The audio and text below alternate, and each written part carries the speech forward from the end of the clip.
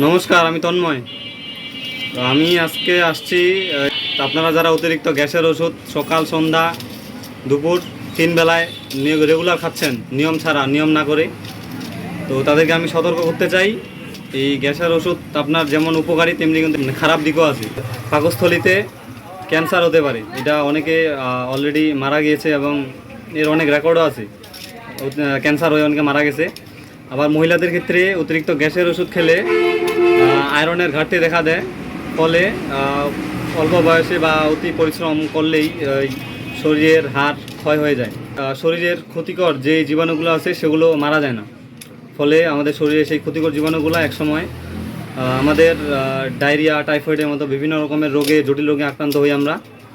তো আপনাদেরকে আমি একটু সতর্ক করব, এই এখনই আপনারা এই গ্যাসের ওষুধগুলো খাওয়া বাদ দেন।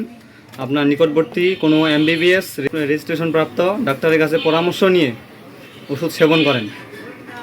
ডাক্তারের পরামর্শ নিয়ে ওষুধ খাবেন, আপনার নিজেকে সুস্থ রাখবেন, আপনার শরীরকে সুস্থ রাখবেন।